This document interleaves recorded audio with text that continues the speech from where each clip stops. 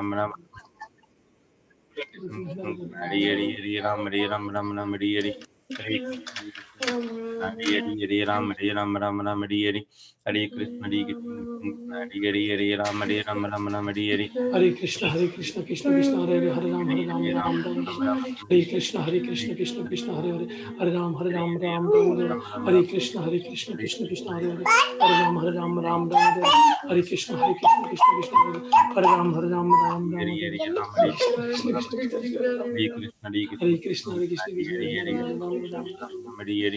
Hare Krishna Krishna Hare Ram Hare Ram Hare Krishna Hare Ram Hare Krishna Krishna Hare Hare Ram Hare Krishna Ram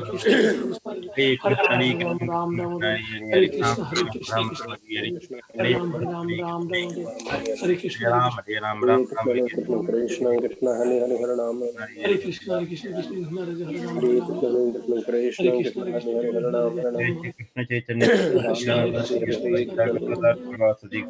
Krishna Hare Hare Hare Ram Ram Ram Hare Krishna Mahamantra ki Jai Prabhupada ki Jai Kirtan Party ki Jai. Thank you everyone for joining this Friday satsang. So let's continue with Kirtan and then discourse.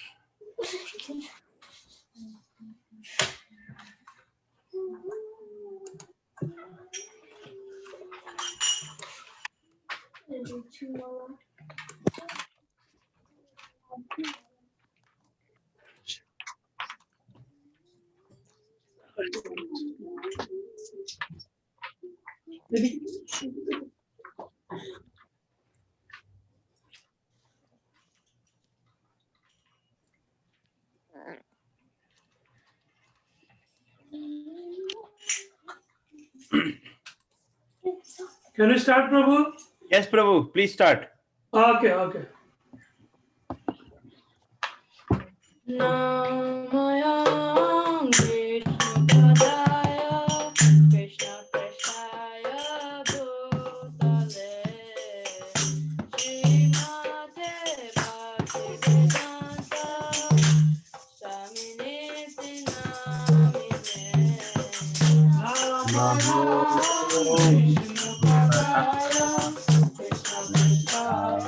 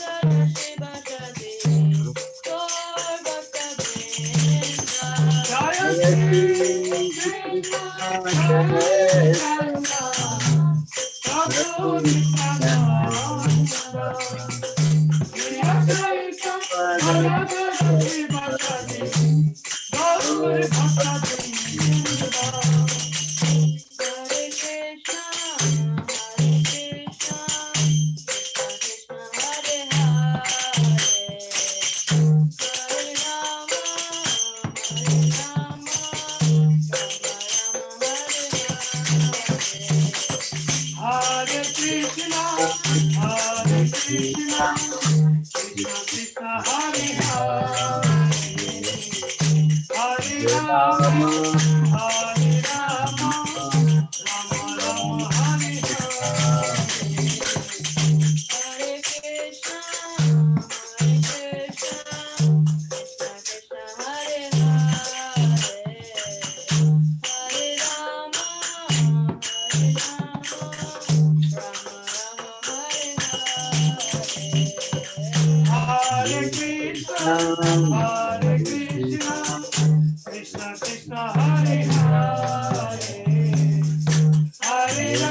Hare Krishna,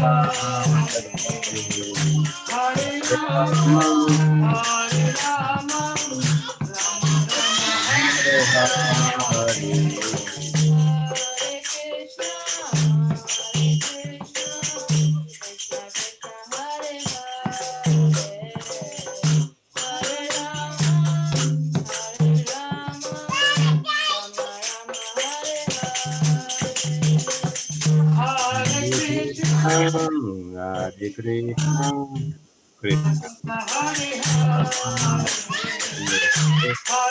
Rama,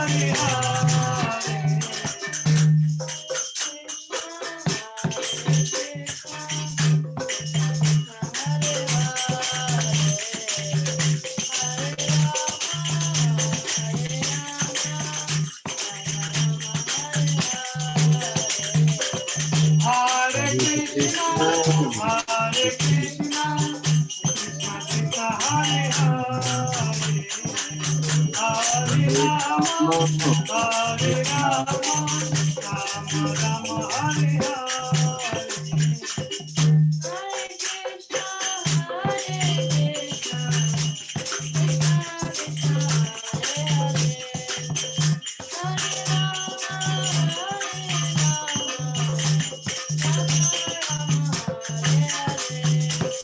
Hare Krishna, Hare Krishna, Krishna Krishna, Hare Hare, Hare Rama, Hare Rama, Rama Rama, Hare Hare.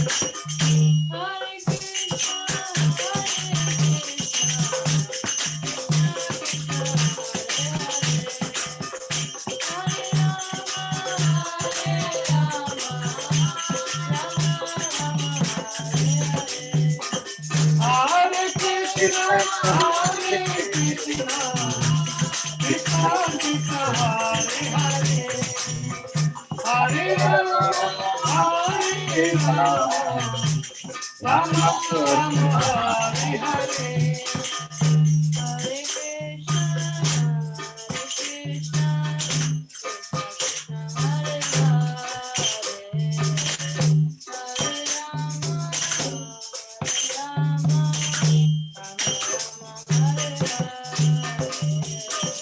Hare Krishna, Hare Krishna, Krishna Krishna, Hare Hare,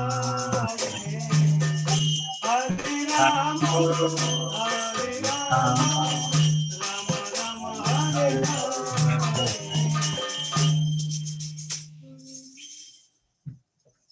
Hare Krishna, Hare Krishna, Krishna Krishna, Hare Hare, Hare Rama, Hare Rama, Rama Rama, Hare Hare.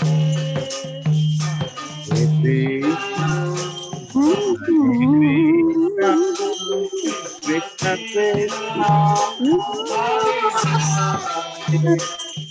Hare Rama, Hare Rama, Rama Rama, Hare Hare. Hare Krishna, Hare Krishna, Krishna Krishna, Hare Hare, Hare Rama, Hare Rama, Rama Rama,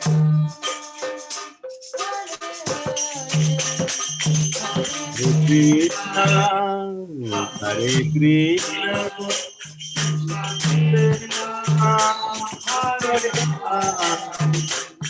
Hare Hare Rama, Hare Rama, Rama Hare Hare.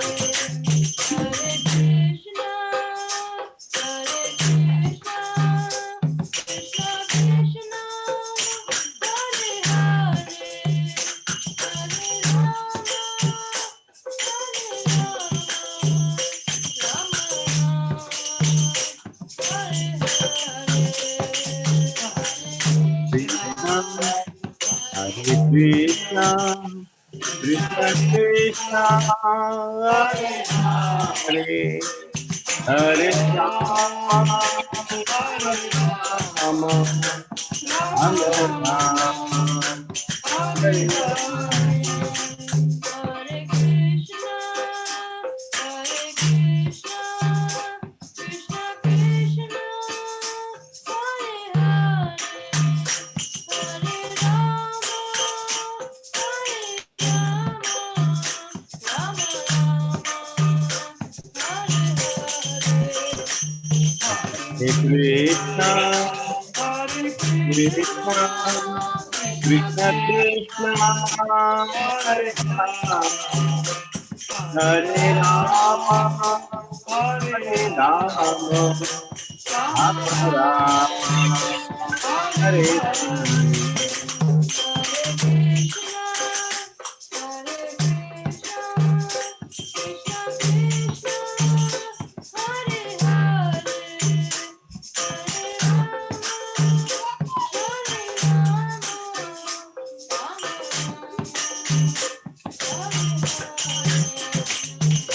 Krishna Krishna,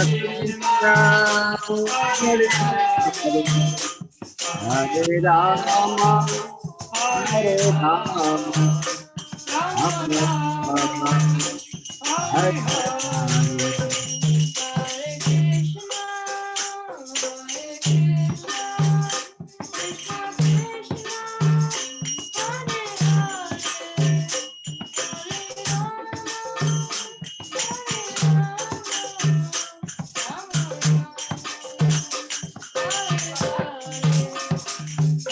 Krishna, Hare Krishna, Krishna Krishna, Hare Hare, Hare Rama, Hare Rama, Rama Rama, Hare Hare.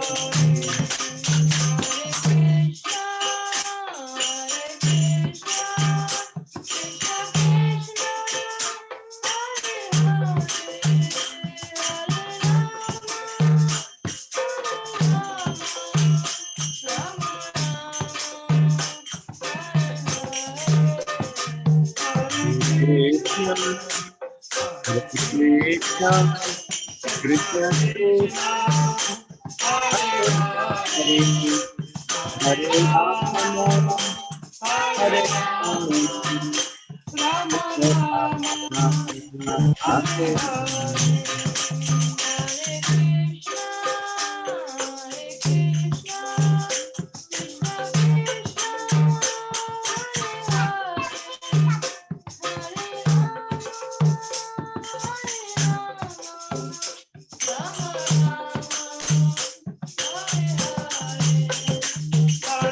Krishna, Hare Krishna, Krishna Krishna, Hare Hare, Hare Rama, Hare Rama, Rama Rama, Hare Hare.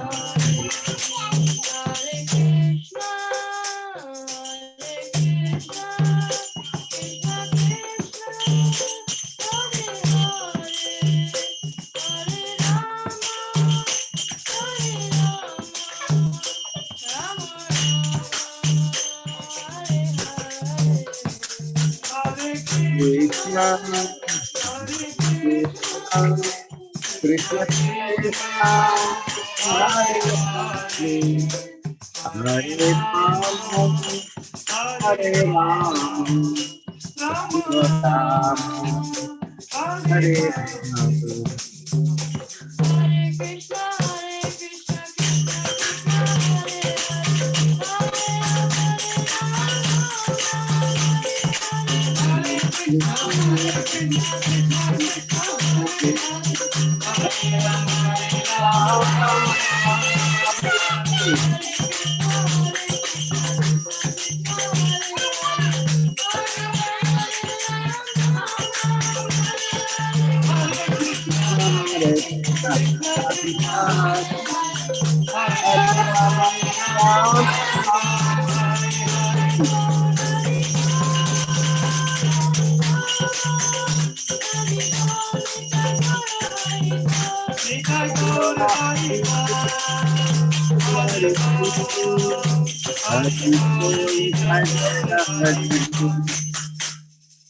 Jai and Vishnu Dashta Sisimat Avachan the Bhakti of the Shai Prabhupada. Jai. Ram Sankirtan ki. Jai. Jai Gaur Sitarat Premanande Hari Hari Bol. Hari Hari Bol. Wonderful Kirtan, Prabhu. Thank you. Thank you, Prabhu.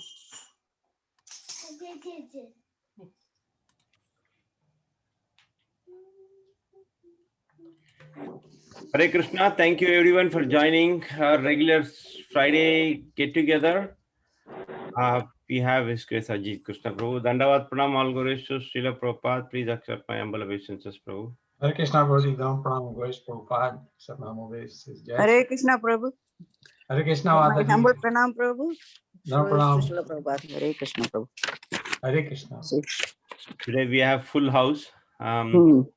Also we have Shraddha Shravanti Mataji and Shivakumar Prabhu. So let's welcome them back after a month, more than a month.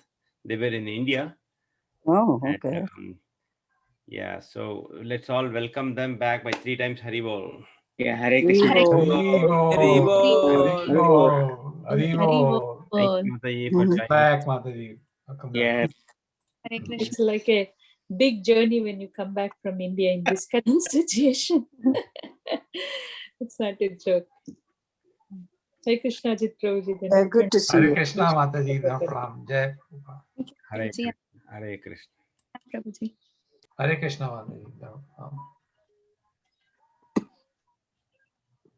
So this is very nice to see everybody back and to see, of course, everybody on the call. And thank you once again, kids, for the wonderful kirtan, and of course, Brajesh Govinda Prabhu.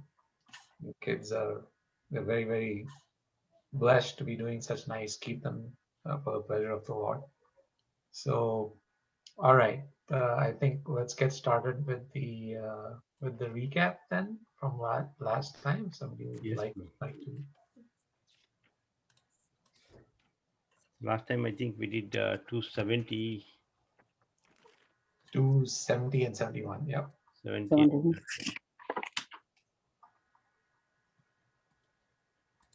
Anyone wants to volunteer for recap? Sure, Prabhuji, I can. Dandavats Prabhuji, Hare Krishna.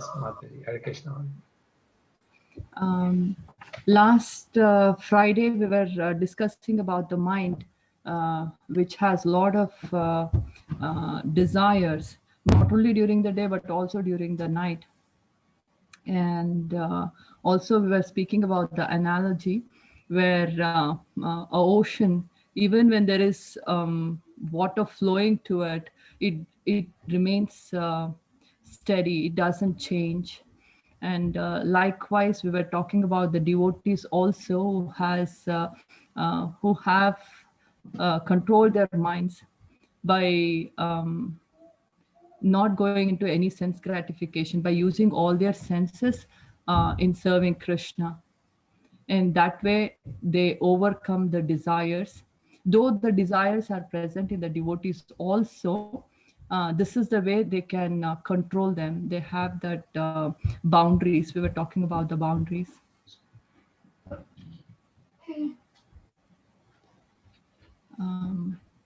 That's what I remember, Prabhuji.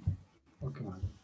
Thank you so much, Mataji. It's very, very nice summary of the main thing that we discussed, which was boundaries. And so that was a very nice recap of that. Thank you, Mataji. Anybody else? Nikunja Leela Mataji has her hands raised. Hare Krishna, Prabhuji. Please accept Krishna. my humble obeisance. Jai Shri Prabhupada. Jai Prabhupada, Mataji. Yes, Prabhuji, I just wrote few points which I want to share here, like the mind, the devotees' mind are like very peaceful mind. They have very peaceful. It's like an ocean, as Kirtida Mataji told, and then they never cross their material boundaries. So, and the material boundaries is like it's like a thought of the material things. And if we engage our mind in hearing and chanting, so that thoughts will be changed in from material to spiritual thoughts. And that will and this way we can enhance our spiritual path or spiritual journey.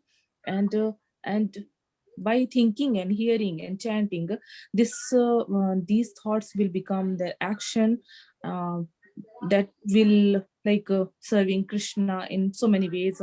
So that that will be comes under the our action, that will develop as an action. And then that action will desire something like oh, I should serve in this way or that way to Krishna. How should I please Krishna? So the mind will be always engaging, like the ways he will be finding, that mind will be thinking of engaging ourselves in so many ways to please Krishna. So this is the as a peaceful mind. You said the peaceful mind of a devotees are like this. So I wanted to share this. Hare Krishna, Prabhuji. Thank you. Krishna, thank you, Mataji. Thank you. That was actually a very important point that had been made last time about how to connect the thoughts into action. So thank you so much for recapping that piece. So in other words, the devotee has a peaceful mind, a mind which is controlled, mind which is focused on Krishna, and therefore the actions that that mind impels the senses to perform are actions in Krishna consciousness. Thank you very much for that, Hare Mataji. Krishna. Thank you. Hare Krishna. Hare Krishna, Prabhu. I have a Please. couple of things, please. Yes, Mataji. I would like to share. Thank you so much for Kirtida Mataji and Mikunjalila Mataji. Thank you. You are good. Here, not only that, and the devotees are always thinking about Krishna, how to serve Krishna, and they want to satisfy Krishna. They want to focus on Krishna alone, and they are not disturbed by any external influences or desires, and they don't have the false proprietorship. They all think everything belongs to Krishna, and I mean, the fruits of the actions goes to Krishna, even though we may perform functions, but we don't think I am doing it, and Krishna is the doer. He's the controller, and whatever I do for the benefit of Krishna. So, and we also discussed about something, Bhoktaram. I don't know the other ones. What is that? Sarva Yajnam, Bhoktaram, that we were discussing about. That Krishna is the enjoyer. He's the proprietor. So, and we were talking about three gunas, ego, ahamkar, and we have talked about prakriti, and we talked about peace of mind. Right. I just I just noted it down. Something. I don't know. I don't think we talked about the Isha Upanishad or anything. Did we? We did actually. We Yeah, I have something. Isha Vasam Idam Sarvam. Yes, that was the verse that we discussed a little bit the last Yeah. time. Yep. And we have talked about animate and inanimate objects. I guess everything is owned by Krishna, and everything is used for the purpose of Krishna, for the enjoyment of Krishna. We don't own anything. We don't claim anything that to be ours. The I concept should be gone away from that. And if we have that proprietorship, then everything causes sinful reactions. So we shouldn't. I don't know whether it is correct or not. We don't. We shouldn't look too much into material nature, or we have to obey the laws of nature. If we don't obey the laws of nature, I guess we do incur sins, right? That is like a dharmic principle. Right. Yeah. So to serve Krishna, that is our prime focus. I guess if we don't follow the dharmic principles or laws of nature, then we are going to have problems. We have to have all kinds of sinful reactions. So we need to be careful.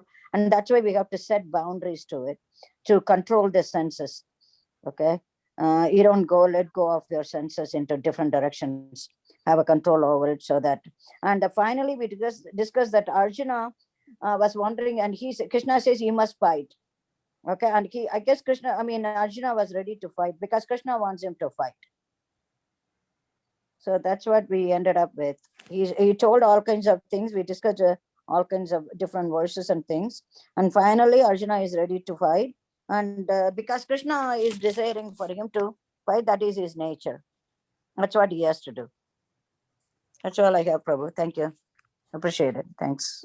Thank you so much, Madhaji. That was very comprehensive, and thank you for bringing in the connection that we had made with the verse from Isha Upanishad, which was Ishavasa Vidam Sarvam, that Krishna is the proprietor of everything, and then we had linked that to Bhoktaram Yagyatavasam, that verse. Everything is to be done for the pleasure of the Supreme Lord, and we are not the proprietors. So that was a very important concept, which was discussed last time, which the idea being that if we clearly understand that everything belongs to Krishna and has to be used in his service, then that frees us from the sense of false proprietorship. We understand that Krishna is the proprietor of everything, including us. And so when we use all animate and inanimate objects in Krishna's service, then we don't incur any sin and our minds become peaceful. So thank you so much for bringing that up. Hare Krishna. Thank you. Anybody else? Hare Krishna, Prabhuji. So, you also, like, I think towards the end, you also said that how in 2.66, when you showed us that pillar thing, on the top, there's a piece. And to get that piece, how in 266, we had said about transcendental knowledge and the study of mind. So Krishna touched upon that mind and intelligence in the 70 and 71. So in 70, about the mind, how comparing with that analogy of river and the ocean and the flowing of desires. And in 71, how he said, like in 66, without that, there's no peace. And in 71 again, he's saying, only if you have all this, you'll have peace. So I think you or Mukti Sangha Prabhu also just mentioned like how that got connected. Right. I just remembered that part, Prabhuji. Thank you, Prabhuji. Thank you, Madhuri. Thank you for bringing that up. That was, we had, even though we were doing 70 and 71, we kind of went back to 66 and made the connection between what we were reading in 71 in terms of the mind being peaceful with 66, where that concept had been discussed with the illustration of the pillars, etc. Anybody else?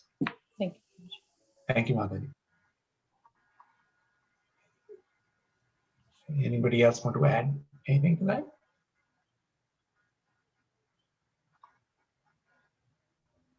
Okay. All right. So I think then we can proceed to the last verse then, text 272. So today we'll be doing a wrap up of chapter 2, and of course, as far as reciting the verses is concerned, maybe of course we'll recite 72 and then we can recite a few more verses so that everybody gets a chance to recite some verses. So 272, please. Kids. Vrinda is there? Okay, next is Kanchan Mataji is there? Sorry, Prabhuji, they are in other classes. Okay, yeah, no problem. Rachna Mataji?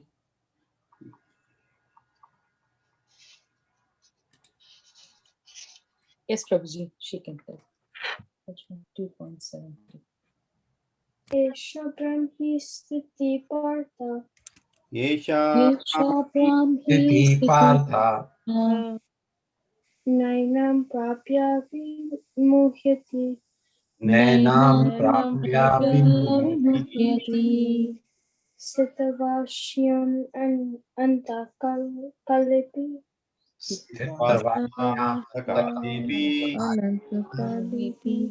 Brahman Nirvanam Richati. Brahma Nirvanam Richati. That is the way of the spiritual and godly life, after attaining which a man is not rewarded. If one is thus situated at the honor of death, one can enter into the kingdom. Hour of death. Even at the hour of death. Even at the hour of death, one can enter into the kingdom of God. Hare Krishna, Prabhuji. Hare Krishna. Yeah. Would other kids like to read? We can, or anybody else actually, we can. Shavanti Mataji? Hare Krishna, Prabhuji. Haribo. Krishna. 72. You want to do 266?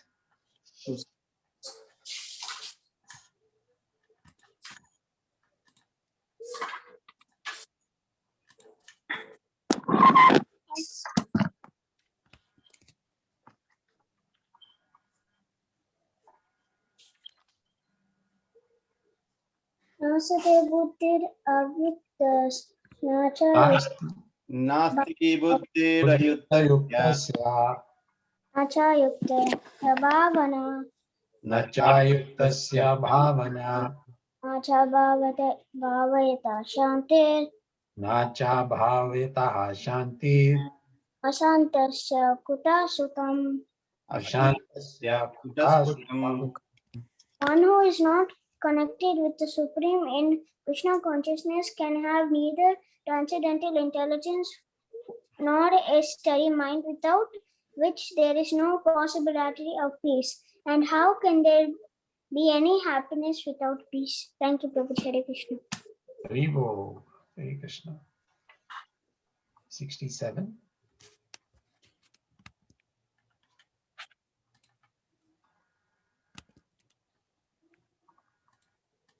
Kids.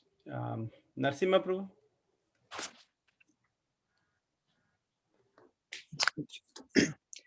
Indriyanam hi charatam Indriyanam hi charatam yanmano nuvidhiyate yanmano anuvidhyate tadasya harati prajnam tadasya harati prajnam vayurnavam ivambasi.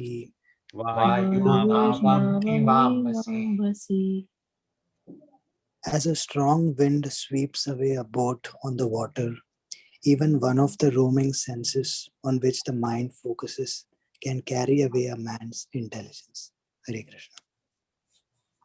Hare Krishna. Thank you, Nrsimha Prabhu. Somebody else for text 68, please.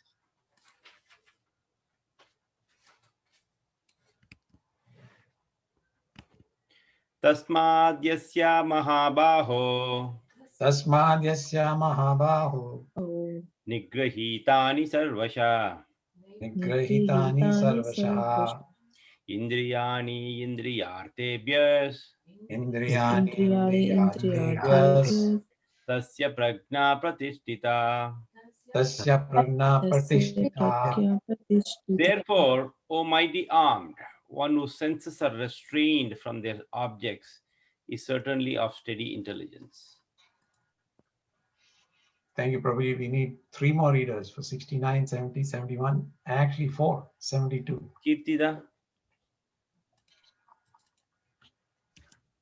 Yanisha sarvabhutanam Yanisha sarvabhutanam tasyam jagarti samyami Tasyam jagrati samyami. yasyam jagrati bhutani Yasyam jagrati bhutani. sanisha pashyato mune. Sanisha pashyato mune. What is night for all beings is the time of awakening for the self-control. And the time of awakening for all beings is night for the introspective sage. Hare Krishna, Mataji. Thank you. Hare Krishna, Prabhuji.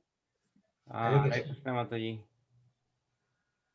That's 70. Apuryamana machala pratishtam. Apuryamana machala pratishtam Samudramapa pravishanti yadvat.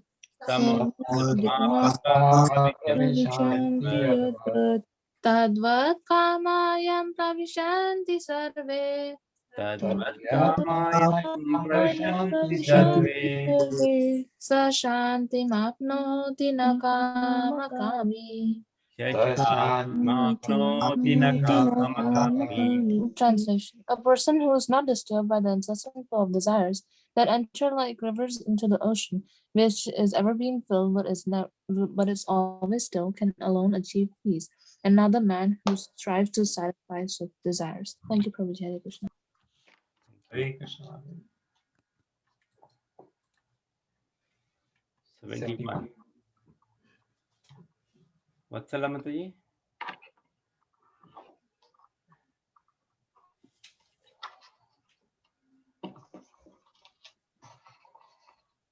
Okay.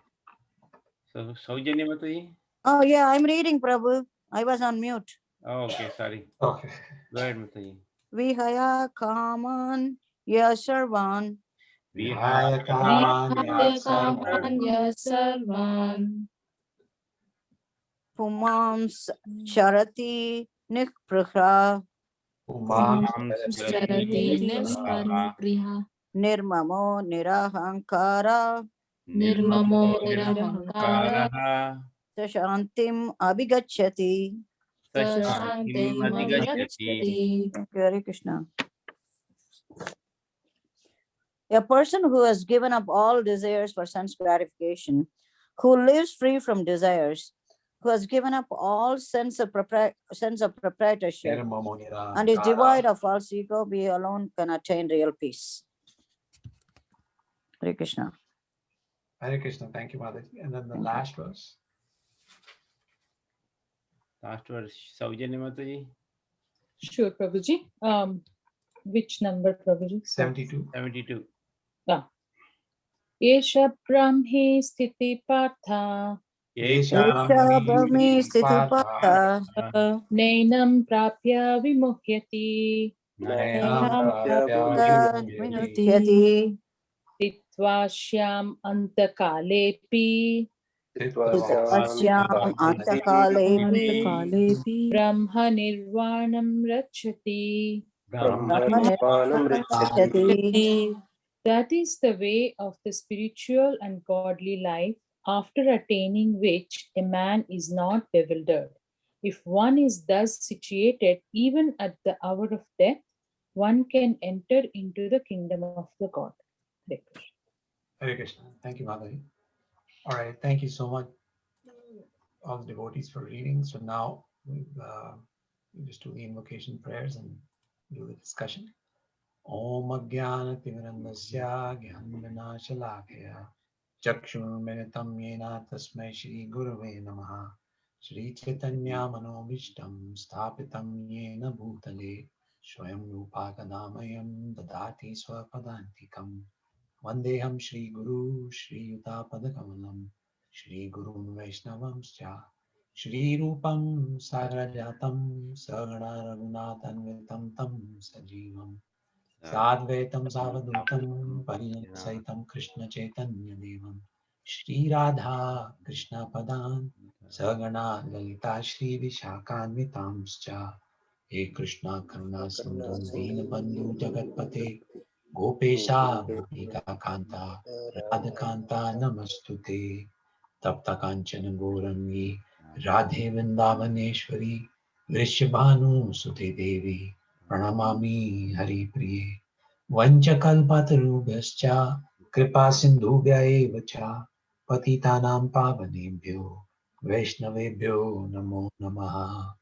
Jai Shri Krishna Chaitanya Prabhu Nityananda. Shri Advaita Gadadhar Srivasadi Gaur Bhaktavinda Hare Krishna Krishna Krishna Hare Hare Hare Rama Rama Rama Hare Hare.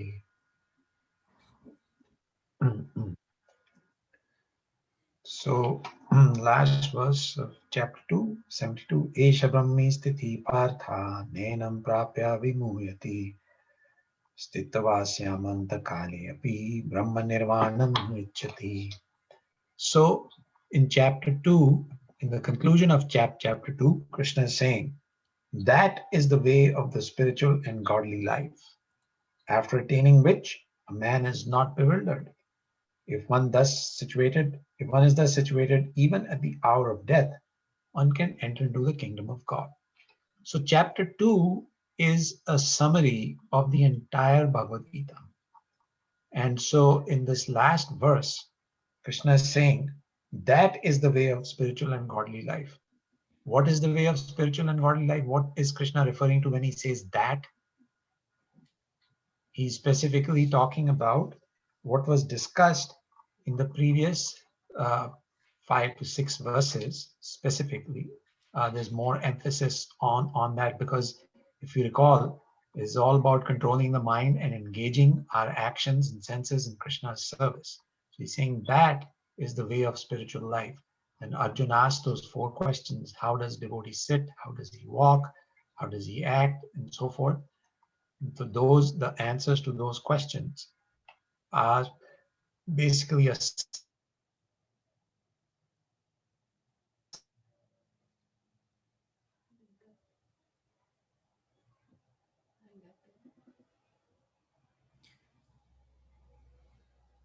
Is it frozen for everyone? Yes, Prabhuji. Yes, Prabhuji. Yes, Prabhuji. Ajit Krishna Prabhu?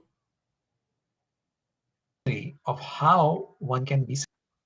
Sorry, Prabhu, it was frozen for a couple of minutes. Oh, okay. Till where did you hear? The last verse you were talking about, the last verse. Okay, I'll just start over. So the last verse. So when Krishna says that is the way of spiritual life, in the translation, Krishna says that is the way of spiritual life. What he's referring to by that is essentially the entire contents of this chapter, and then specifically a little more emphasis is given on the last few verses that we read today, which give us a summary of the answers to Arjun's question that how does a devotee walk, sit, talk, etc. And that essentially was, how does a devotee act? What does a devotee do? How does a devotee engage his or her senses? And what does the devotee not do? How he sits, meaning what does he not do? And there was also the reference in text 69 about what is day for a devotee is night for the non-devotee. And so what is of interest to the devotee is of no interest to the non-devotee, and what is of interest to the materialist is of no interest to the devotee. So Krishna says, now this is the way of spiritual and godly life. And when one follows this process, what happens? A person is not bewildered. Krishna says a person is not bewildered. That is very important, because if a person is not bewildered, that means his or her senses are engaged in Krishna's service. The person is blissful. And then Krishna describes here the success of human life. What is the success of human life?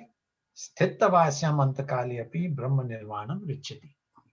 That when a person is situated in this consciousness at the time of leaving this body, then the person attains to the spiritual kingdom and does not have to come back into this material world again. That is the success of life.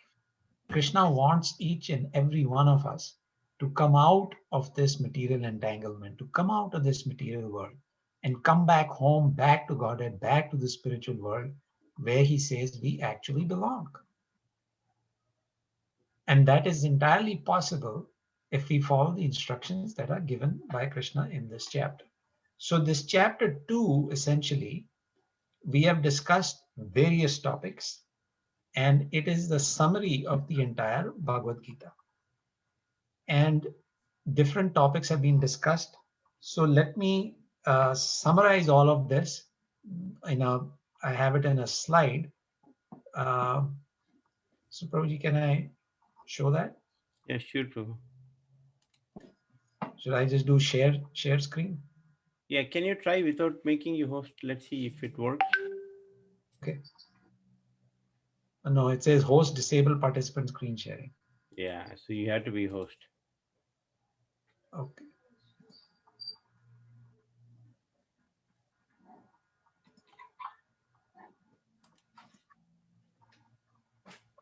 So can you see the slide and you can see me? Yes, Prabhu. Okay, Prabhu. All right. So we had gone through various slides, and what you see on the screen here is a summary of this chapter. let's go over this together. So in verses 1 through 10, in 1 through 10, Arjun basically describes more doubts. In chapter 1, Arjun had basically started, towards the end of chapter 1, Arjun had started voicing his doubts. And he had started saying that, Krishna, I don't want to fight, because if I fight, I will be incurring sinful actions or sinful reactions, because fighting is sinful. So in verses 1 through 10, Arjun continues giving reasons for why he doesn't want to fight. And then in verse 11 through verse 30, Krishna gives Arjun his first instructions. And that topic is topic of Gyan. So as we see in the purport for 72, Prabhupada says, in the last paragraph, Srila Bhaktivinoda Thakur has summarized the second chapter of the Bhagavad Gita as being the contents of the whole text. In the Bhagavad Gita, the subject matters are Karma Yoga, Jnana Yoga, and Bhakti Yoga.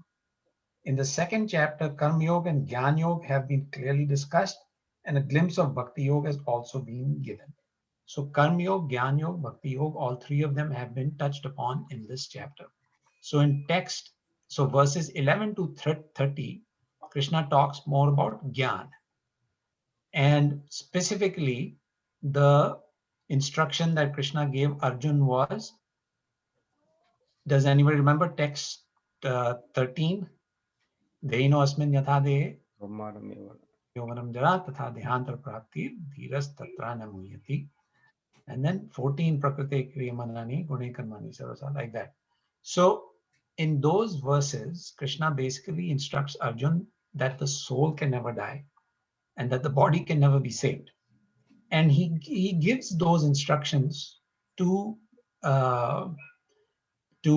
help Arjun understand that even though he would be fighting, he is not going to kill anybody because the soul doesn't die. And Arjun's basic concern was that he didn't want to incur sins. He didn't want to commit any sinful activity.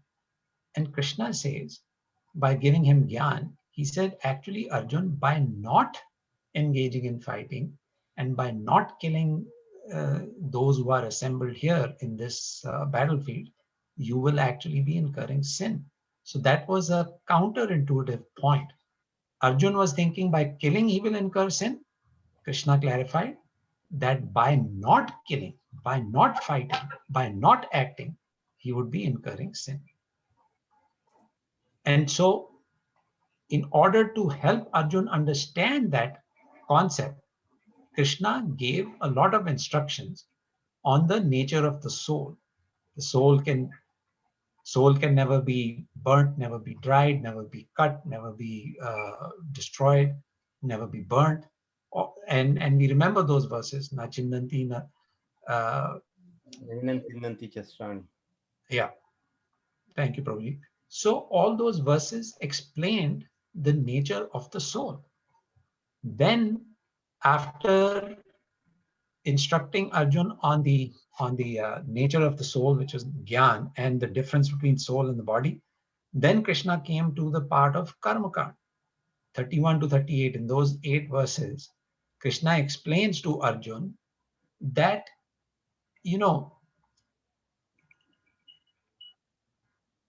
he tries to convince Arjun that even if he worked in the Karmakand consciousness, he would actually benefit by fighting. He said, because material gains, such as... Again, the screen is... I'm sorry, Mataji?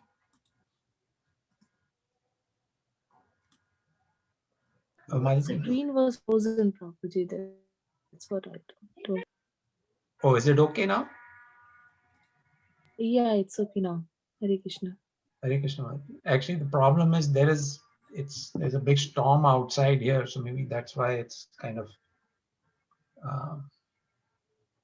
Okay, so if you can hear me, I'll continue. So Krishna says that by Krishna offers Arjun the rewards of Karmakand. He says that if you fight, you will gain a kingdom, and if you die during fighting, you will gain the heavenly planets. So either way, there is no loss. And if you don't fight, then there will be material losses, such as you will become infamous. People will think that you ran away from the battlefield. They will not think you were compassionate. They will say that you were actually afraid, and that was that is not befitting of a Kshatriya. So it causes that will lead to you becoming infamous. And by not fighting, you will incur sin. Why was that? That was because Krishna says, if you act against my instructions or against the instructions of Shastra, then you incur sin. So acting against Shastra or not acting when you're supposed to act, which is also against Shastra. If Shastra says you should do something, and if you don't do it, then the person incurs sin. So Krishna says that there will be material losses from not acting according to my instructions, such as becoming infamous and such as incurring sin from not fighting. So these were some counterintuitive points that Arjun Arjun was actually making an argument which seemed logical from our everyday common man's perspective. But Krishna's explanations revealed to him that, and revealed to us also, how we should act and under what circumstances we should not act. Arjun thought that if he would become renounced and say that I am not interested in material gain such as a big kingdom or a big title like becoming a king, etc., then I will be doing something which is very devotional. And Krishna says that is not the idea. Why is that not the idea? That goes back to what we discussed last time. Ishavasya idam sarvam, meaning that everything belongs to Krishna. So everything has to be used in the service of Krishna. And when we don't use something in the service of Krishna, then we incur sin. Because we don't understand that everything belongs to Krishna. So here the concept of ego and false ego also comes in. Krishna describes in the Bhagavad Gita that ego, in and of itself, ego is not a bad thing. Ego has to be there. Because ego means, who am I? A sense of who am I? False ego means thinking that I am this body. And real ego is that I am not this body, I am a spirit soul. And as a spirit soul, I am supposed to be serving Krishna. So ego is not a bad thing. False ego is a bad thing. And false ego, once again, I repeat, false ego means I am this body. And when you think you are this body, then you get attached to everything that is related to this body, and you act in that consciousness. So Krishna is making it very clear to Arjun, don't be a victim of false ego. Understand your true ego. And so through Gyan, Krishna explained to him how he should understand that he is the soul and not the body. So therefore, the concept of ego and false ego was explained in the first part, which was Gyan part. And then in Karmakand part, Krishna explained to Arjun that now that you understand that you are not this body and that you're the soul, here are some options for you to act. One option is you act in Karmakand consciousness, thinking about material gain and material loss. And then he goes on to the next section, which is over here. Here in text 39 to 53, Krishna says, whether you could either act in Karma Kand, but now I'm giving you another option. How about acting in Buddhi Yoga? Buddhi Yoga means having knowledge and applying that knowledge in yoga, meaning to serve Krishna or linking with Krishna. And what was one of the main points that Krishna brought out about Buddhi Yoga? He said, act in a consciousness of Nishkam Karma. Nishkam Karma means where you work, see, karma has to be there. Action has to be there. The whole point of Bhagavad Gita is to motivate people to act. It's not to motivate people to give up this world. It is to motivate people to act, but act in a consciousness which is different from the consciousness of quote unquote the everyday people. The everyday person acts for collecting more and more wealth for himself, or more and more comfort for himself or herself, and so forth. That is based on false ego, that I am this body, I should have all the comforts that I can provide to my body and those who are related to me through my body. So that is false ego. Now, responsibility for wife, children, home, family, etc., that is okay. That is good. That should be there. But the motivation for acting, our sense of purpose for acting or performing action, has to be that I belong to Krishna. Everything around me belongs to Krishna. All the resources I have belong to Krishna. And therefore, they should be used in Krishna's service. So that is a summary, or in a nutshell, what Krishna was trying to get Arjun to understand in this discussion of Buddhi Yoga. And he calls it, Prabhupada describes it as Nishkam Karma, because there is no material. Nishkam means no material or fruitive desire attached to it. So that is Nishkam Karma. And so that is described as where you're working, you're performing karma, but with knowledge, that is Gyan. Knowledge with Gyan, and therefore one is detached from the fruits of work. So in this section, some of the prominent verses were 245. Does anybody remember what that verse was?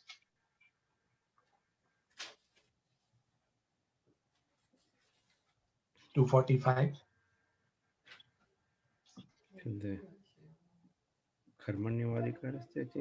Traigunya Vishya Veda means Traigunya. Nistraygunya Bhavarjuna. Nirdvandvo Nityasattastu. Very good. Yoga Khematva. Yes.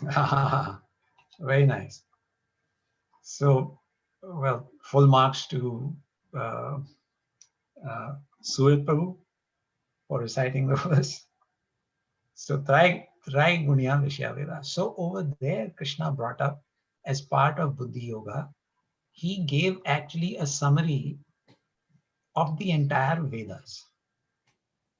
Think about this, how powerful this is. In one verse, verse 245, in that one verse, Krishna gave the entire summary of the Vedas by saying that the topic of the Vedas is the three gunas, Traigunya. And then he tells Arjun that Traiguna Vishaveda, Nishtraigunya Bhava Arjuna, that you rise above those three modes. And what will happen if you rise above the modes? Nirdvandva. You will not be caught in duality, happiness, sadness, gain, loss. So there is, I mean, think about it this way. Bhagavad Gita has only 700 verses, and our entire philosophy, the entire philosophy of life for human beings anywhere on this planet, and human beings or living entities anywhere in the three worlds, in anywhere in the creation of the Lord, the entire philosophy of life is condensed in these 700 verses. So if the Vedas can be condensed in one verse, it's not surprising. This is the power of Krishna's speech. Krishna is absolute and Krishna is infinite. So since he is infinite, he can condense whatever knowledge there is into a very small form, or he can expand it into as much as he wants. Just like as Vamandev Avatar, he expanded his size such that in one step he covered one world, second step the rest of the creation, and third step he had nowhere to go. I mean, he didn't have a place to put his third step. So in 245, Traigunya, Krishna explains the purpose of the Vedas. And then he says, Arjun, Nishtraigunyo Bhav Arjuna. And then in 47, Muktasanga Prabhu, you were actually quoting that verse, Karmane Vadikaraste Mahavleshu Kadachana. So you have a right to perform your prescribed duty. And so Krishna tells Arjun, as part of Buddhi Yoga, that you must act, but don't be attached to the results. So if that is the consciousness, let me repeat that. Krishna told Arjuna in 47, you must act, but don't be attached to the results. So that becomes Nishkam Karma. And that knowledge was given to us in 247. And then in 48, again, Krishna says, perform your duty equipoised, abandoning all attachment to success and failure. Now, the thing to be clear about here is Krishna says, when you act without attachment to success and failure, he's saying without attachment to material success and material failure. When you act for Krishna, you will always experience success. Bhakti Yoga, action in devotional service, is always successful. Why? Because that is the prescribed way to act. Krishna's prescription. Krishna wants us to act in bhakti. So when we act in bhakti, we are doing what Krishna wants us to do. So there is always success. So here Krishna in 48 asks Arjun to act without attachment for material success and failure. He says, if you act like that, then you're acting in yoga or buddhi yoga or gyan. Then in text 50, Krishna makes one more very important point where he says, a man engaged in devotional service, meaning buddhi yoga, rids himself of both good and bad reactions even in this life. Therefore, strive for yoga, which is the art of all work. So in that one verse, 250, Krishna describes to Arjun the entire summary of how to work. How to work, the art of work. He says, which is the art of all work. Yoga karmasu kaushalam is the art of all work. And how is one supposed to act? I'll repeat that again. A man engaged in devotional service. And he says, you rid yourself, by acting in devotional service, you rid yourself of good and bad reactions. So you might say, why should I rid myself of good reactions? Well, because we had discussed this. Good and bad reactions are both on the material plane. So in order to experience the bad reaction or to experience the good reaction, we'll have to take birth again. And Krishna, as he clarifies or emphasizes in text 72, that eventually Brahma Nirvanam Richati, come out of this cycle of birth and death, come back to the spiritual world. So if you want to come back to the spiritual world, then we should not bind ourselves to this material world through material actions, whether good or bad. And then in the last section, in text 54 to 72, Krishna says, Krishna describes the state of mind of the devotee, how a devotee acts. So Arjuna had asked those questions, how a devotee acts, what does he do, what does he not do? And so in that section, Krishna describes to us the state of samadhi. Sama, equipoise, samadhi. So samadhi is a person who's situated in a equipoised or sama state. And when we act according to the prescriptions given in 54 to 72, we can attain that peace of mind. We can attain we control our minds, and then that control leads to peace, which was basically this slide here. Through practicing Krishna consciousness, we transcendentalize our intelligence. When intelligence is spiritualized or transcendentalized means it rises above the three modes, which means that you're not acting for pleasing your senses, you're acting to please Krishna. That is transcendental intelligence. And when we have that intelligence, then intelligence is higher than the mind. So that spiritualized intelligence makes our mind steady. How does it make our mind steady? The analogy used was the mind becomes like the water, the calm waters of the ocean, where desires may be continuously flowing in, as Geetita Madhavi was describing today. The desires may keep flowing in, but the devotee has the steadiness of mind to not be swayed by those desires, because the devotee's mind is focused on serving Krishna, not serving his or her senses. So the focus of the mind on serving Krishna can only come if the intelligence has been strengthened. So through the practice of Krishna consciousness, we strengthen our intelligence. That makes our mind steady. When the mind is steady, there is peace. Mind is peaceful, and that leads to eternal happiness. And that's what Krishna wants. Brahman Nirvana Richati, 72, text 72, where he says that. And this is the framework. This is the framework by which we can attain eternal happiness. So the framework basically is following the practices of Bhakti Yoga or Krishna consciousness, which leads to transcendental intelligence and a steady mind, and that gives us peace of mind and eternal happiness. Now, Bhagavad Gita is giving us the art of working, the art of living, the art of peace and happiness. And so all of this, transcendental intelligence, steady mind, peace of mind, happiness, practices of Krishna consciousness, where do all these reside? All of these reside within our body.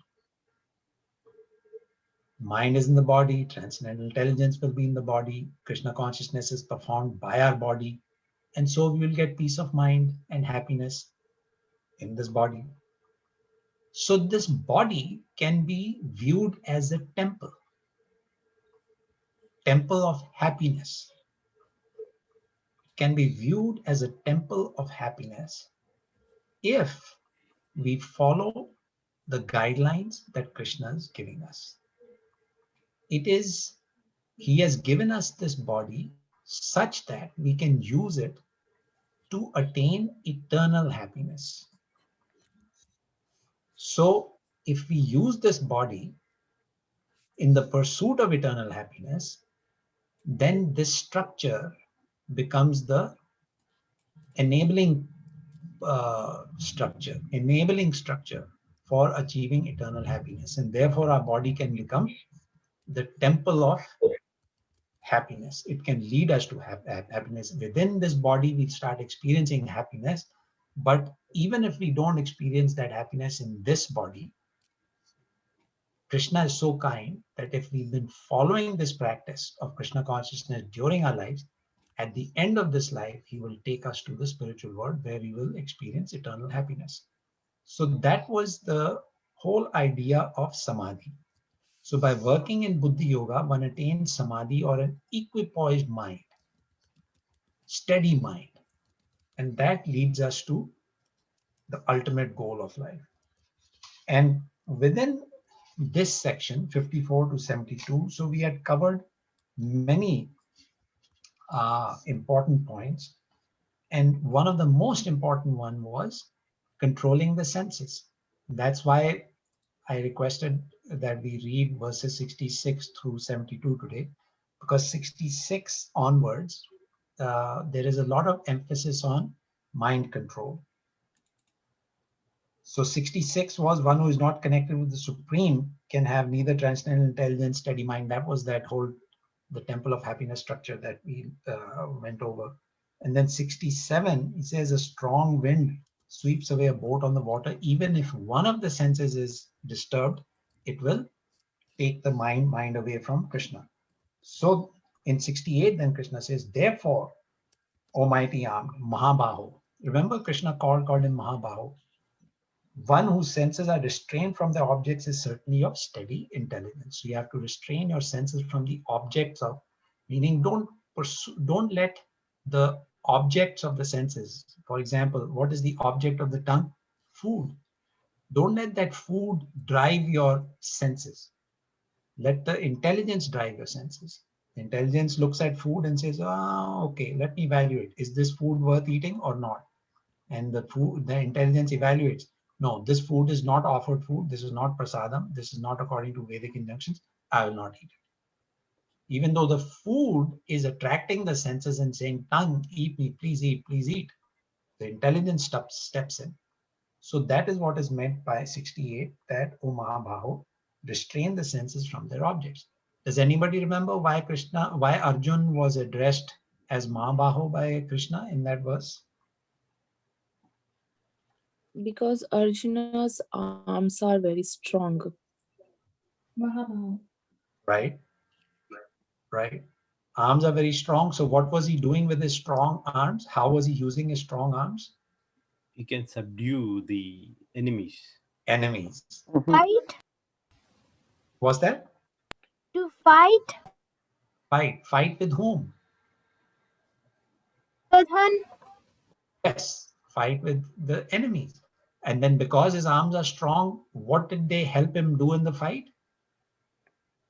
You can Back kill very them. much. The arrow goes very fast and pierces the body of the enemy. Yes, very good. So that's how Arjun uses his arms to subdue his enemies or to win over his enemies. And so why is Krishna reminding Arjun of that in this verse? Anybody? Similarly, we can subdue our senses. Yes. The desires of our senses. They are like enemies. Exactly. So that's why he reminds Arjun by calling him Mahabahu. He says, just like your arms are strong, if your intelligence is strong, then you'll be able to subdue this enemy, which is sitting in your mind in the form of lust. So how do we make our intelligence strong? There was some recommendations that we had discussed. If you remember, sometime back we had discussed Pravritti Marg, Nivritti Marg, Kriya Advaita, Dravya Advaita. So does anybody remember what was the connection with how that can help us strengthen our minds?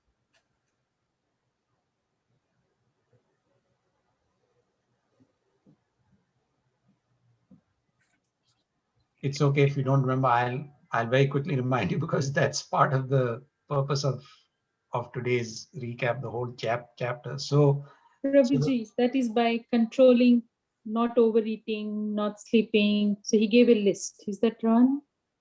yeah, that's good. That's good, Mother. Do you need a minute to pull up? Overeating, over endeavor, over collecting wealth, over speaking, rules and regulations, association with devotees. If you follow these, then it'll help us to control sense. This is like the nectar of instruction Yeah. shloka. Yes. Very nice. Ara prayasascha. Yes. Yes. Thank you. All right. That's very good. Thank you, Mataji and Sangha Prabhu, for bringing up those comments. And then, yes, go ahead. For what Sajanya Mataji was saying of the more extra sleeping and extra eating, the shloka is in the nectar of devotion. It atyahara prayasascha prajalpanyamagraha janasangascha lalyam cha shadvar bhakti vinashyati. Very good. Excellent. Very nice. Prabhuji, that's nectar of instruction, not devotion, right? Thank you very much, Prabhu. Yeah. Nectar of instruction. Yeah. Nectar of instruction, not nectar of Instruction, devotion. yes. Updesham. Very nice. Excellent. So the point there is that the intelligence has to be strengthened. And so that is why, in order to strengthen our intelligence, one of the procedures that has been given, actually, we can just go back to the regular screen. Prabhu, how do I go back to the regular screen? You can stop. Oh, it's a stop share. Okay, sorry, thank you. Okay, we can always put that slide back again if somebody wants to refer to it. But what I wanted to say was that in order to strengthen the mind, in order to strengthen the intelligence, what are some of the prescriptions that have been given? And Prabhupada has given us some very practical applications. See, the idea is we discuss the philosophy that's been given in Bhagavad Gita, and then we have to apply that practically in our day-to-day lives. So in our day-to-day lives, in order to apply it, Prabhupada says he established in Vrindavan the Krishna Balaram temple for this purpose. He says when you worship Gaur Nitai or when you worship Krishna Balaram, you get your spiritual intelligence becomes strengthened. Why is that? He says Krishna gives us the knowledge with which to fight the enemies of spiritual life. Who are the enemies of spiritual life? Just now we were talking about Mahabharata. Who are the enemies of spiritual life? Senses.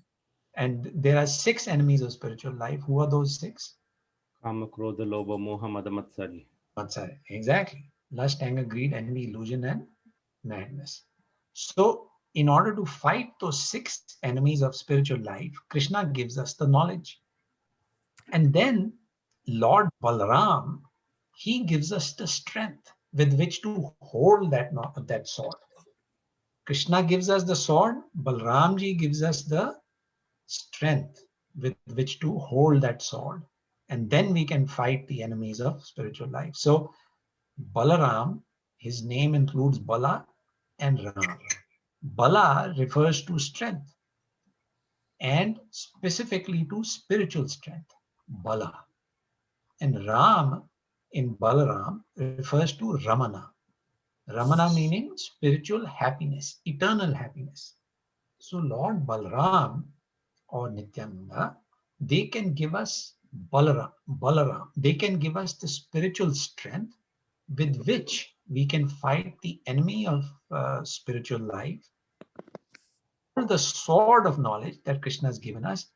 And by winning over the enemies of spiritual life, by following in the footsteps of Mahabhava Arjun, over the enemies of spiritual life, and therefore experience Ramana, spiritual bliss, spiritual happiness. So that's why in Hare Krishna, Krishna Krishna, Hare Hare, Hare Ram, Ram Ram, Hare Hare. One of the implications of Ram is Ramana, eternal happiness, eternal bliss. So that's why Prabhupada has given us practically worship of Gaur Nitai, worship of Krishna Balaram, for this purpose. And he says that by doing this, we can control the chariot of this material body, which has these horses, the 5 horses, which are the senses. And you need the strength with which to control these horses. And this strength comes from Lord Balaram. So the practical takeaway for us at the end of this chapter is, let us pray hard and sincerely to Sri Sri Gaur Nitai, to Sri Sri Krishna Balaram, to give us the strength, spiritual strength with which we can uphold this knowledge that Krishna has given us, utilize this knowledge Krishna has given us to fight these 6 enemies of spiritual life, just as Arjun is being motivated to fight in this battlefield. We pray to Balramji to give us the strength with which we can fight the enemies of spiritual life and therefore make our life successful. And the last line in chapter 2, verse 72 is Brahma Nirvana Richati, so that we may be able to attain the spiritual kingdom of God. So with that, I'll stop here. Prabhuji's, Mataji's, any questions, any comments?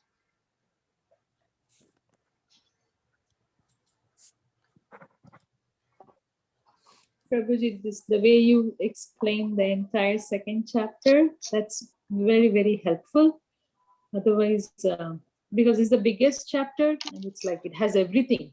And then we go out of clue.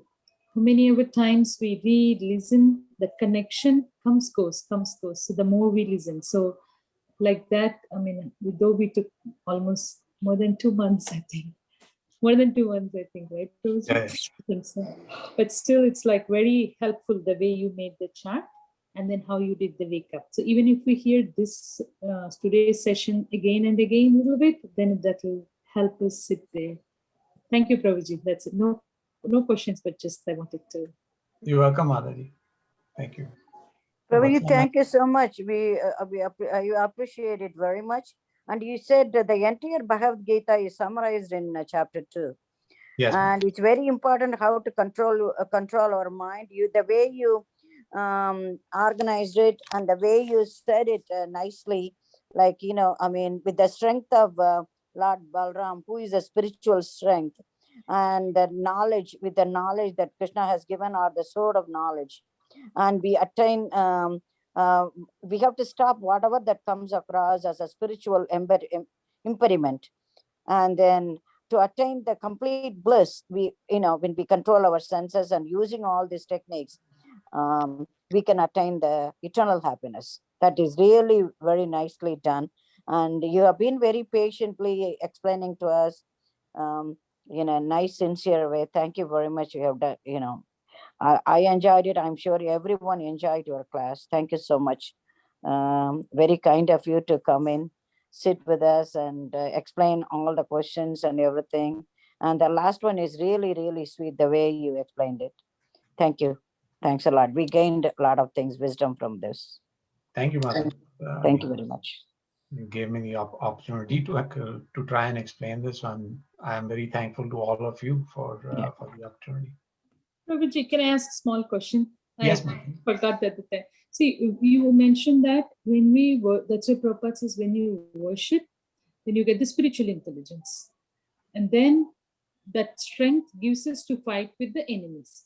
But then, see, those who are worshipping, even then, they're like, if they don't have that bhava and they're with proud, then they won't get the intelligence. So Right. worship with all the humility and all that, right? And Prabhuji, so I just thought, like, otherwise some people become proud of, I'm doing worship, I'm doing daily worship, this. Yeah, no. Few examples. I mean, I'm not becoming judgmental, but we ourselves become like that too sometimes. So. Right. No. What is, you're absolutely right. So what is required is that when we engage in the process of worship or practices of devotional service, such as hearing and chanting, that process is a very cleansing process. It cleanses away all these feelings of pride and that I am, or maybe feeling of knowledge, feeling of I am doing very good worship, these kinds of feelings, those are cleansed gradually, and the feeling of humility starts to come in. So the basic practices of hearing and chanting, those are the bedrock of spiritual progress. And as we do more of that, the concept of getting strength from Lord Balaram to fight the enemies of spiritual life, that becomes clearer in our mind. Prabhu, I thought of another thing. Thank you, I Prabhu. always think we are just a tiny spot, a speck of the entire universe, cosmos. So if we are that cosmos, where is this our ego and false pride or anything? I always think Philadelphia is only a small, tiny portion of the entire universe. And then Philadelphia in one of the street, and that mark, whatever the number, it's only me is a tiny, tiny, tiny mustard seed, even below that. So if I think of that gigantic universe, and where is my part in that? Where is my pride or whatever it is I am thinking about? So there is no pride, it should be involved in it. Right. So if we can think like that, sometimes, sometimes we magnify other things. But whatever the solution you gave at the end of this chapter is really good. But just for us for our own justification, it's better to think of ourselves is a minute thing in the entire cause of the universe. That's humility, Mataji. Yes, indeed. And then there is nothing happens. I mean, so many people, so many universes are there. What is the big deal about me? Nothing. The still I mean, the entire universe will go on with that. Whether I am there tomorrow or next week, things go on. So if we can just remember that, maybe that will humble us, and that we can do a better service to humanity. That's exactly right, Mataji. Exactly right.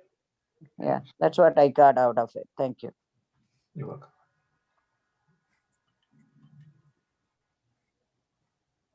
Other comments, questions? Hare Krishna, Prabhuji. Hare Krishna, Mataji.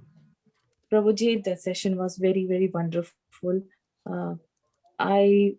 I think last 3-4 sessions only I attended. Before that, I was not attending. But I really like your the way you are preaching. You are making us understand with all the slides, shows, and this the pillar ones, and I think from that session only I started to attend this class where you mentioned how the Krishna conscious that pillar is going upon, and the eternal happiness still happens. So very wonderful. Thank you, Prabhuji. Wonderful lectures I attended with you. Thank you so much, Prabhuji. Hare Krishna. Thank you, Mataji. Hare Krishna. It's just a humble attempt to try and increase my own understanding, and I'm glad that you found it useful too, Mataji. Thank you.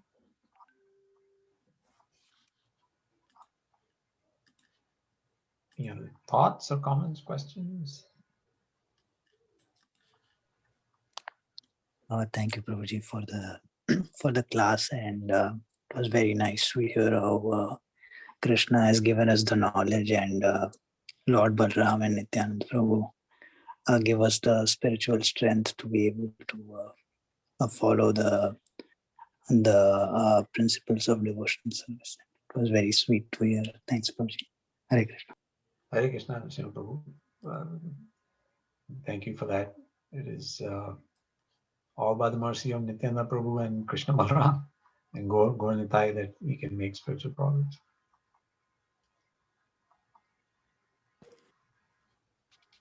Hare Krishna, Prabhuji. Hare Krishna. Shishila Prabhupada. Prabhuji, thank you for the wonderful sessions, and you gave us like all the whole Gita summarized actually through this chapter, and you helped us to understand like how to apply that practically. Like we were asking you, I was asking you a lot of like simple questions, but even though you answered very patiently, you took some time for that and you explained. So you considered every question, and you explained, and you taught us so much through these sessions. I hope that I try to apply. So that I think that is the effect of the sessions, what I attended. I should apply it practically, and I should spread this message to others. That's what I learned. So thank you so much, Prabhuji. Please forgive us for if we have committed any offenses and through our questions. So thank you so much for the wonderful sessions, Prabhuji. Hare Krishna. Thank you, Mataji. Hare Krishna. It was actually very inspiring how both you and your husband and your are raising your kids, and they are doing, all of you are doing such a fantastic job. It's very inspiring for all of us to see that. And you know, I'm thankful for having the opportunity to get everybody's association, everybody on this group, your association, and I've learned so much from all of your questions and comments too. So I'm very grateful to all of you for sharing your time with me.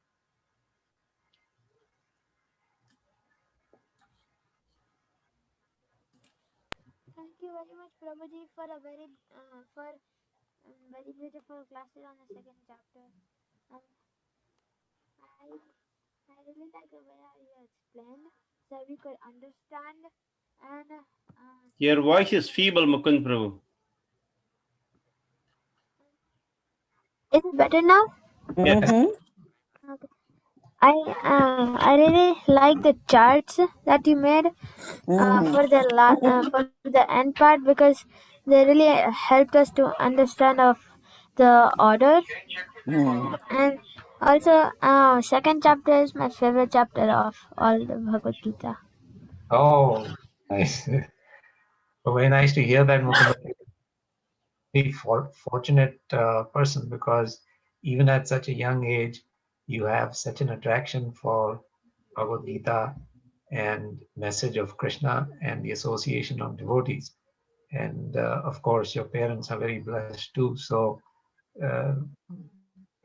it's very inspiring to see young people like yourself taking such a active role in Krishna consciousness. And I'm sure Krishna will always bless you and your family. Thank you, Prabhuji. All close to Srila Prabhupada. Jai Prabhupada.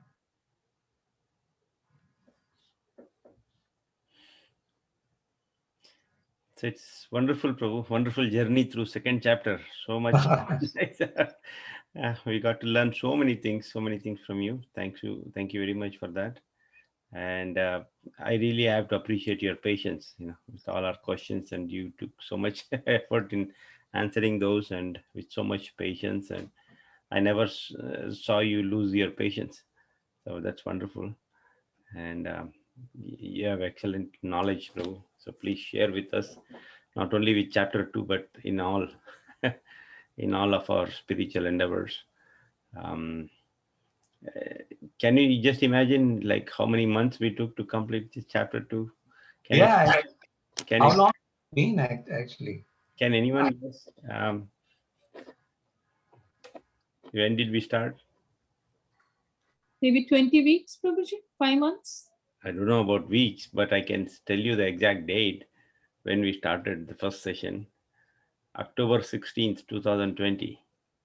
Oh, really? November, December, Jan, Feb, March, April, May. So 7 months. Yeah. 7 months? 7 months. We didn't even realize that we passed 7 months. And wow. Honestly, I didn't realize it's been 7 months. Yeah. So October 16th was our first session from you. Wow. I used to always look forward to all of your sessions on Fridays, Yes. The highlight of my week to get all of your associations. So yeah, no wonder we didn't feel it was 7 months. I didn't feel it. That's the beauty of Bhagavad Gita, actually. And absolutely. That is Krishna. Actually, that's all the beauty of Krishna Katha. Right. So it's so nice. And you make it very simple and very slow. because I've seen, I'm not comparing again, because every time it's so easy for me to make notes. I'm just typing at your speed, and I never felt he's fast. But at the same time, the way how you explain, it's really helpful, Prabhuji, actually. Very, very nice. And we can ask any question, not just exactly related. So somewhere we feel, we should ask this question to Prabhuji, like that. Very homely, and thank you, Prabhuji. It's really, and any tips for us to continue to remember this? Otherwise, everything is here, and we don't want that to happen. What tips you can give us, Prabhuji? We have to repeat again 7 more months. No. Now it's on us, right? Prabhuji has started, but like how, I don't know, maybe we learn.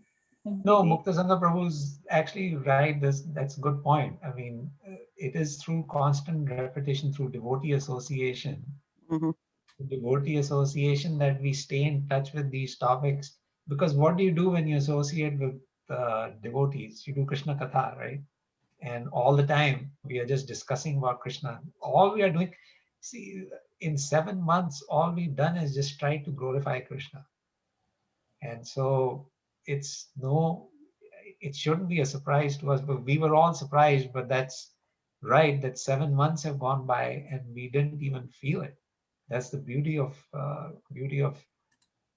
Lord's holy name and glorifying the Lord's holy name. So the best tip is, I think we should just constantly stay in touch with devotee association and keep glorifying Krishna. Thank you, Prabhu. You have been very patient. You answered a lot of questions. I mean, you are always smiling and very patient. That is the one quality I remember. You always patiently, any questions, what type of questions, it doesn't matter. You always answered the questions with your smile and patience. And, I mean, I didn't realize that either. It took such a long time, but we didn't realize that it went on for more than 6 months or something. Yeah. You are very patient. Thank you. That is one of the outstanding quality I see. Smile, and then you make it simpler by giving us the charts. This Venn diagram, or the diagram that you put in. It was very useful for us too. So if you can split Bhagavad Gita and put like the Venn diagram, maybe you can have a project like that, and then it will make it simpler for us. For me, like a old lady, make it like a diagram so the eye catches everything, blocks of information. Instead of reading all this material, we can put it in a block schedule, something, then we can absorb it quickly. Thank you, Prabhu. Wonderful time. Thank you. Thank you, Hare Krishna, Prabhuji. Thank you so much for these wonderful classes, Prabhuji. The best part is, like, after every class, whenever we had to come for the next Friday class, at least I think most of us, but I made sure I would hear it again or sometime during the week, so that the recap what we used to do was the best. I feel even when I was doing my Bhakti Shastri course, probably I didn't prepare so much for the next class. Of course, it was every day, so that was not happening. But for this, I felt there was some time for us to go through what we did and also read the verses what we had done the previous week. So that was very helpful, I felt. And also other thing what I feared so much when I used to ask questions in my class, in Bhakti Shastri classes. But here I felt very comfortable. If I had to ask you any question, even if it was simple, I knew that I had to utilize this time. It was the best opportunity for me to ask. So thank you so much, Prabhuji, for making us feel very comfortable asking, even if it is a very small question, or clarifying all our doubts. Thank you, Prabhuji. Thank you, Mataji. You're very welcome. And I mean, actually, all the questions that came up, I think they were all very, very sincere questions. So in my mind, I mean, I've always found that whoever has asked questions, or whatever the question was, they were all very, very sincere questions. And so it was very inspiring for me to see the sincerity of the devotees coming through in their questions and their comments. And I think you all are very special in that you all have so much of sincerity. And Mataji, you said you would listen to the class before the next session. I mean, that's your sincerity and that's your attraction for Krishna. So that's really wonderful. It's inspiring for personally for me and I'm sure it is for everybody hearing this, that Krishna's message is so attractive to you that you take time out to hear it and prepare for the next class. So that's very inspiring. Thank you, Mother. Ramchand Prabhu, you sent a little message on the chat, but now you're there, so you can say it yourself. Yeah, Prabhuji, it's my kind of work time, as I already updated earlier. So, but like I was on and off attending all the classes, whatever lecture you delivered from last 7 months, as Mukta Sangha Prabhu, updated the date and time for that. So, within the all classes and all with your association, now we have started feeling it, really your associations and as a family member. So we do not feel like you are out of some other congregation or other association. So so I'm trying to understand, Prabhuji. I mean, are you not going to teach this third chapter, or somebody else will be coming? What? I don't know. That is a question for Mukta Sangha Prabhu. But as far as I'm concerned, Prabhu, I mean, I feel the same way about all of you. I feel that that I've basically found such a wonderful devotee family.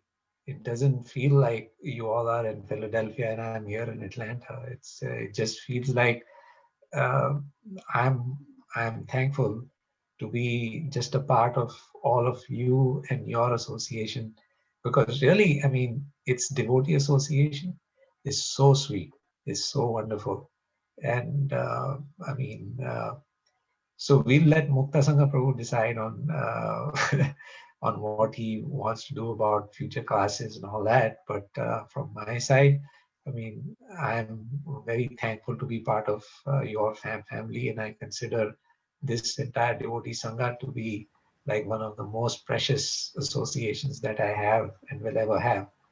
And I'm happy, and I want to continue to be a part of this family. Thank you so much, Prabhuji, for your blessings and keeping, like,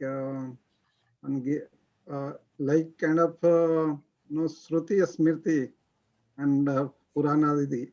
So Purana, we have that in our house. Shruti Smriti, Smriti comes by Shruti.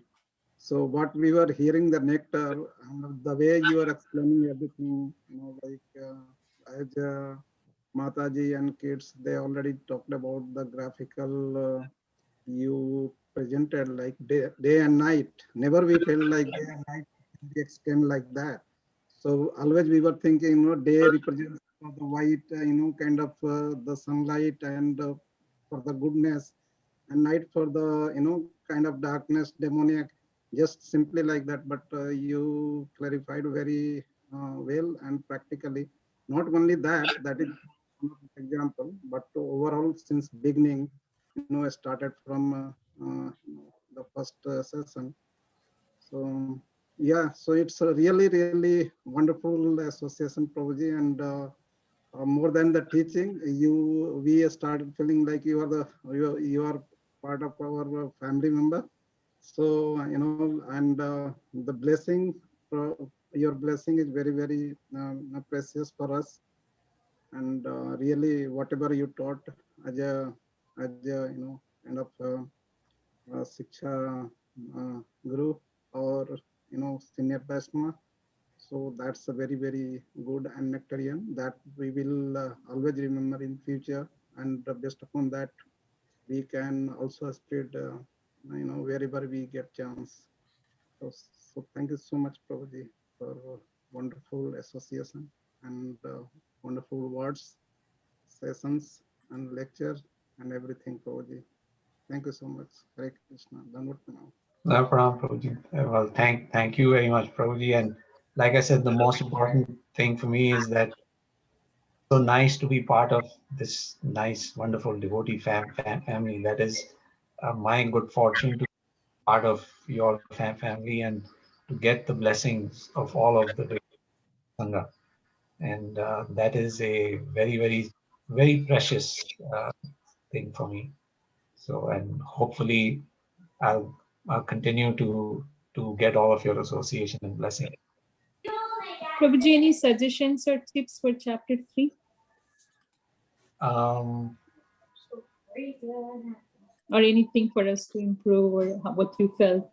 For chapter 3, no, I think, the subject matter for 3 will now build up, and so, but I think this whole idea of recaps is very, very good because it helps you start a fresh session with recollection from what you've done in the past. So that maintains continuity. That's very important. And trying to keep the structure the way it is very good. I think you all have a very good structure going. Muktasana Prabhu and all of you are doing a very nice, organized way of going through this. So I think just keep doing what you're doing. This is very good.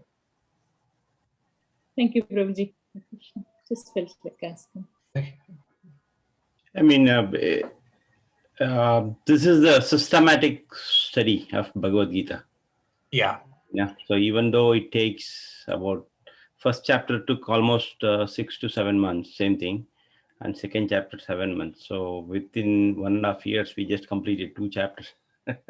So even though it takes a lot of time, but it's a systematic study, so it registers in our.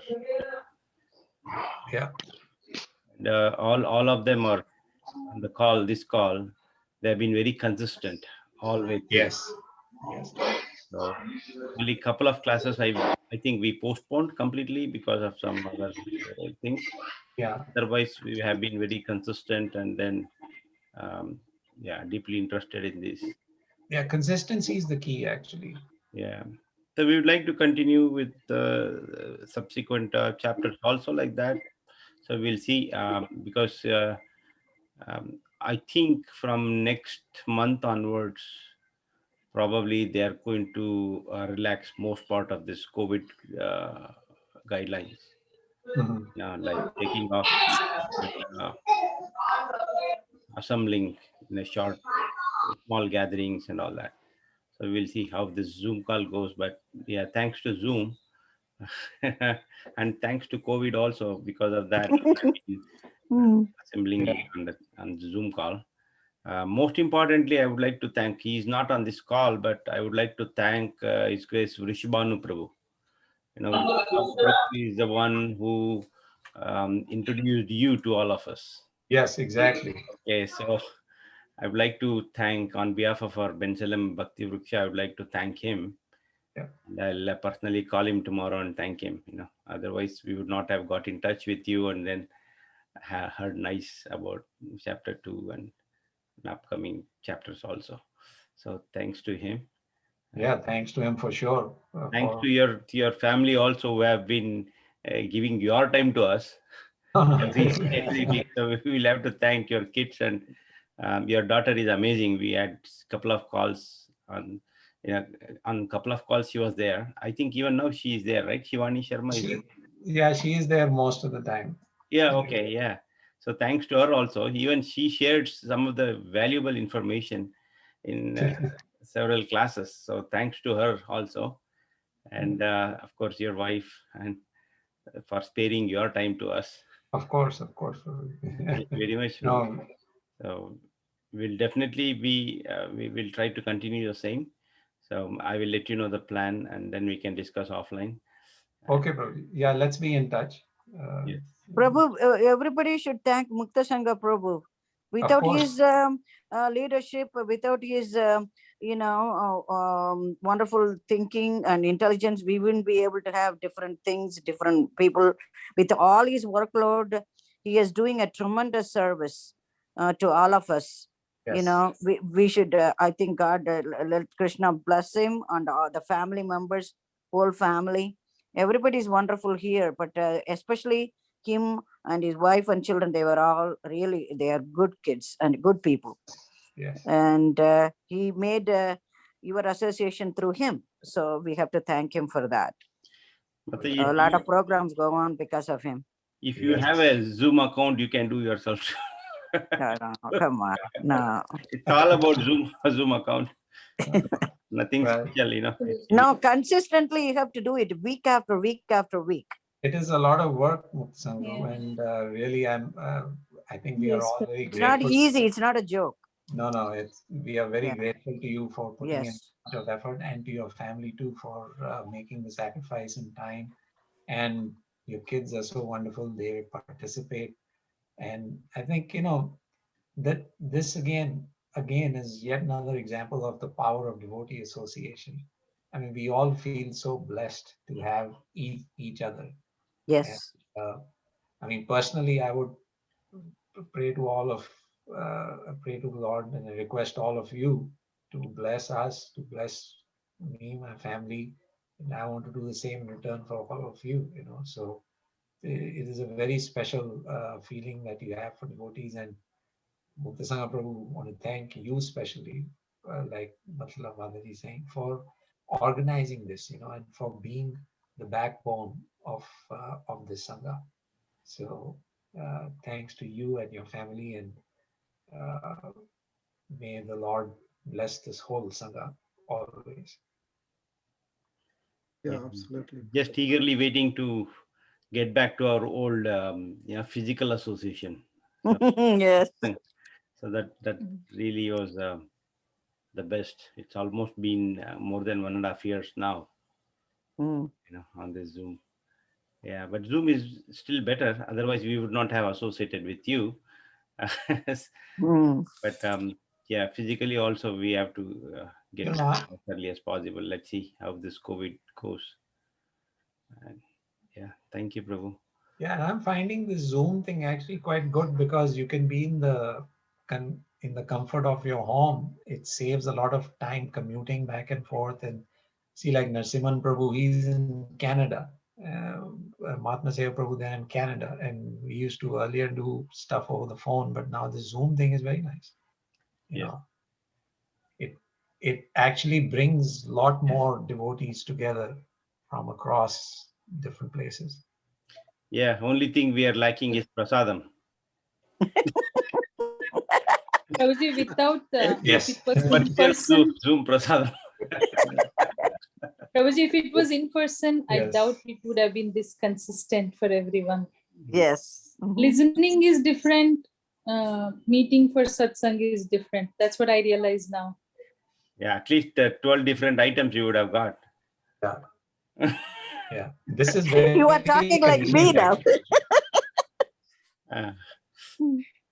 Just kidding. Yeah, Narasimha Prabhu has been very consistent also. Thank you very much, Narasimha Prabhu, from Canada, right, Prabhu? Is it the same time zone? Hare Krishna. Yes, Prabhuji, I'm in the Eastern time zone here in Canada. Sorry, I missed some of the classes. I will try to join all of them. No, you were almost very consistent all across. Yeah. So that and Mahat Prabhu, right? Mahatma Prabhu, is it? Mahatma Seva Prabhu. Mahatma Seva Prabhu, yes. Yeah, he's actually he's in India right now. So that is so that's why he's not been able to join. He's in India, and the last few months actually he's been there. So, but he'll come back to Canada Very nice. and rejoin. Rasa Chaitanya Prabhu wants to say something. Rasa Chaitanya Prabhu, you can unmute Yes. yourself and switch on your video. Actually, I wanted to say something, but there's so much sound in background. The kids are jumping and screaming. You see, that's why. Anyway, I mean, unfortunately, I'm very late, and I started attending very lately, but it was wonderful. I didn't know Ajit Krishna Prabhu, so I was such a wonderful speaker. I know him personally very well, but he was not. I don't know. I never heard any lecture in New Vrindavan before. So maybe for last few years, when we are not in connection, you become very expert. But even though I missed all, actually I was thinking that maybe some other than Ajit Krishna. I didn't know that this is you. But when I attended only few, but it was so wonderful. Like everybody's telling, that is also same my feeling. And in Bhagavad Gita second chapter, actually it's we can say it's a base of whole Bhagavad Gita actually. Like Krishna explains about soul. Like mostly materialistic people, they don't believe in the soul. That's why in the beginning itself, Krishna says, first thing, in a spiritual life, if you don't believe in a soul, Prabhupada says in one lecture, if a person doesn't believe in the existence of soul, where is the question of his spiritual life? And then in further slokas, Krishna explains that how to find out who's a really advanced devotee, who's a very great soul. So all these things, whatever we discuss in Bhagavad Gita, whatever Krishna said, actually we see in you. All the mixed thing, second chapter, whatever Krishna says, everything we see in you. Like whoever is small kids or young kids, I mean, small kids or a matured person or elderly person, whoever is asking any type of question, very presently answered. So that was really beautiful. So I wish to attend more and more. But I have one doubt.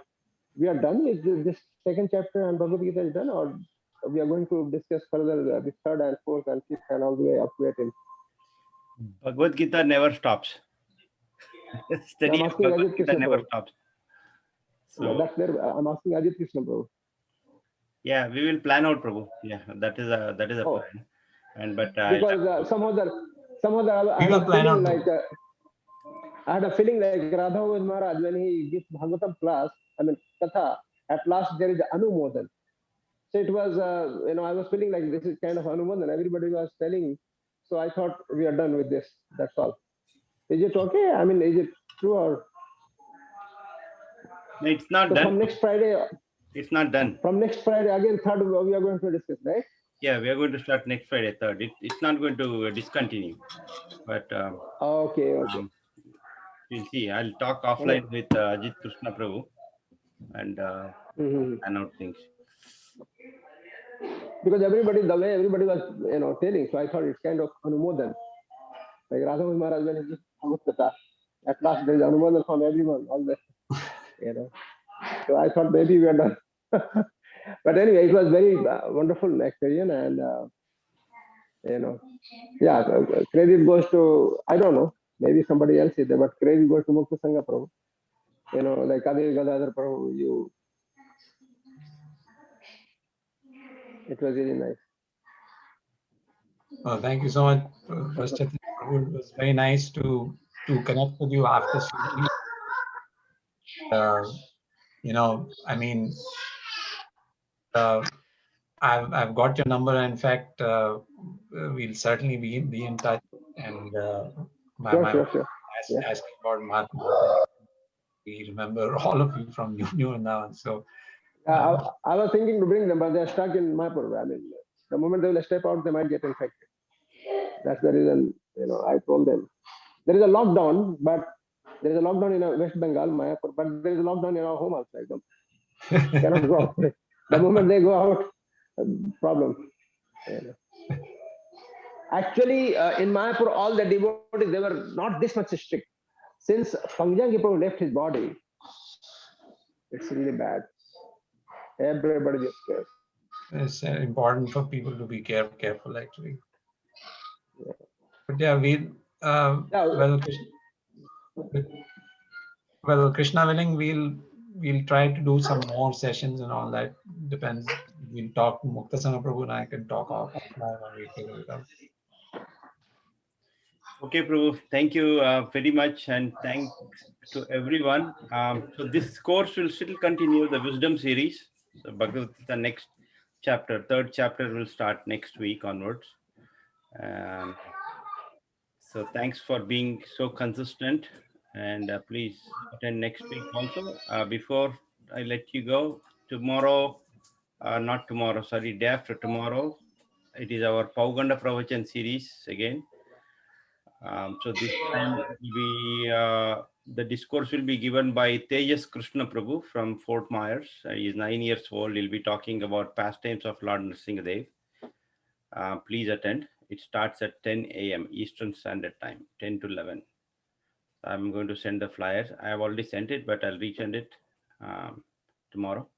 Please attend. And Sunday at 8 p.m. is Grace Adigadadhar Prabhu's Chaitanya Bhagavat session.